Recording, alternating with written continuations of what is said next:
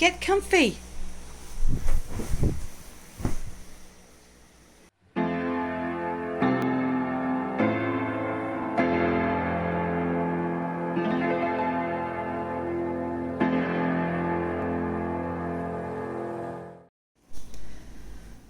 The Tale of Benjamin Bunny.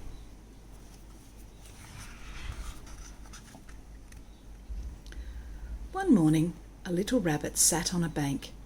He pricked his ears and listened to the trit-trot of a pony. A gig was coming along the road.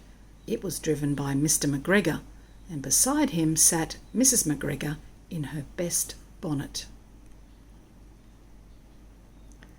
As soon as they had passed, little Benjamin Bunny slid down into the road and set off with a hop, skip and a jump to call upon his relations who lived in the wood at the back of Mr. McGregor's garden.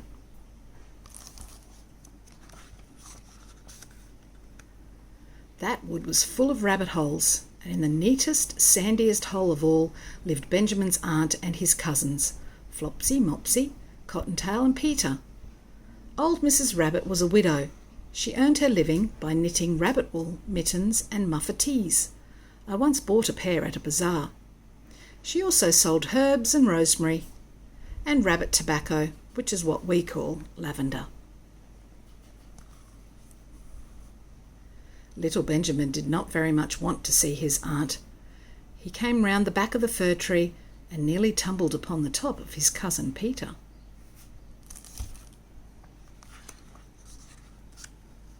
Peter was sitting by himself. He looked poorly and was dressed in a red cotton pocket handkerchief. "Peter," said little Benjamin in a whisper, "who's got your clothes?" Peter replied, "The scarecrow in Mr. McGregor's garden," and described how he had been chased about the garden and had dropped his shoes and coat. Little Benjamin sat down beside his cousin and assured him that Mr. McGregor had gone out in a gig, and Mrs. McGregor also, and certainly for the day because she was wearing her best bonnet.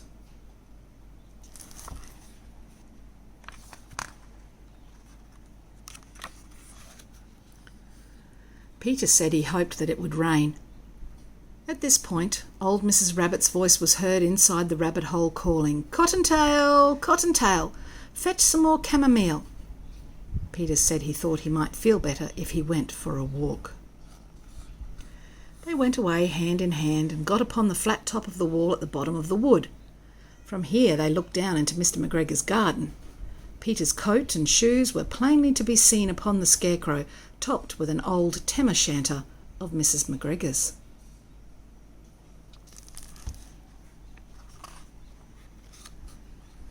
Little Benjamin said, "It spoils people's clothes to squeeze under a gate.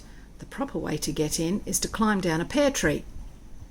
Peter fell down head first, but it was of no consequence, as the bed below was newly raked and quite soft. It had been sown with lettuces.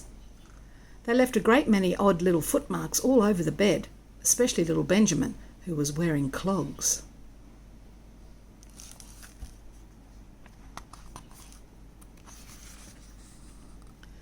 Little Benjamin said that the first thing to be done was to get back Peter's clothes, in order that they might be able to use the pocket handkerchief. They took them off the scarecrow. There had been rain during the night. There was water in the shoes, and the coat was somewhat shrunk. Benjamin tried on the tam-o'-shanter, but it was too big for him. Then he suggested that they should fill the pocket handkerchief with onions as a little present for his aunt. Peter did not seem to be enjoying himself. He kept hearing noises.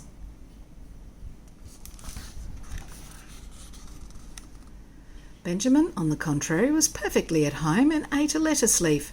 He said that he was in the habit of coming to the garden with his father to get lettuces for their Sunday dinner. The name of little Benjamin's papa was old Mr. Benjamin Bunny. The lettuces certainly were very fine.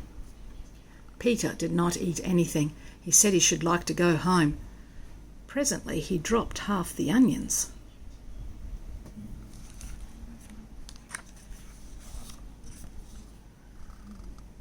Little Benjamin said that it was not possible to get back up the pear tree with a load of vegetables. He led the way boldly towards the other end of the garden. They went along a little walk on planks under a sunny red brick wall. The mice sat on their doorsteps cracking cherry stones. They winked at Peter Rabbit and little Benjamin Bunny. Presently Peter let the pocket handkerchief go again.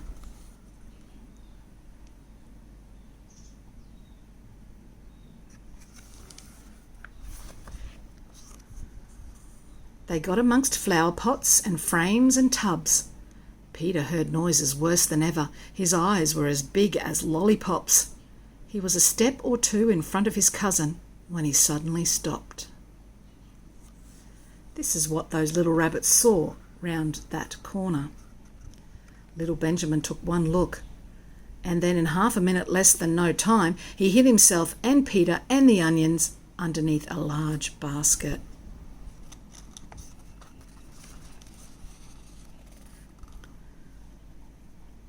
The cat got up and stretched herself and came and sniffed at the basket. Perhaps she liked the smell of onions. Anyway, she sat down upon the top of the basket. She sat there for 5 hours. I cannot draw you a picture of Peter and Benjamin underneath the basket because it was quite dark, and because the smell of onions was fearful. It made Peter Rabbit and little Benjamin cry. The sun got round behind the wood, and it was quite late in the afternoon, but still the cat sat upon the basket. At length there was a pitter-patter, pitter-patter, and some bits of mortar fell from the wall above. The cat looked up and saw old Mr. Benjamin Bunny prancing along the top of the wall of the upper terrace. He was smoking a pipe of rabbit tobacco and had a little switch in his hand. He was looking for his son.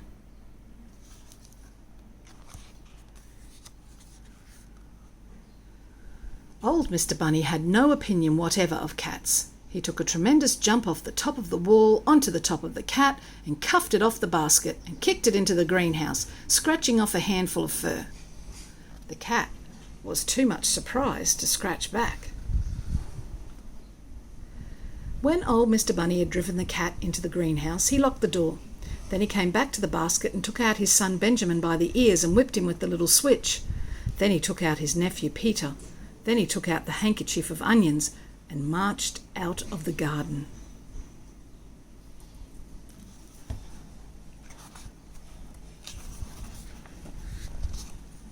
When Mr. McGregor returned about half an hour later, he observed several things which perplexed him. It looked as though some person had been walking all over the garden in a pair of clogs. Only the footmarks were too ridiculously little. Also, he could not understand how the cat could have managed to shut herself up inside the greenhouse, locking the door upon the outside. When Peter got home, his mother forgave him because she was so glad to see that he had found his shoes and coat. Cottontail and Peter folded up the pocket handkerchief, and old Mrs. Rabbit strung up the onions and hung them from the kitchen ceiling with the bunches of herbs and the rabbit tobacco.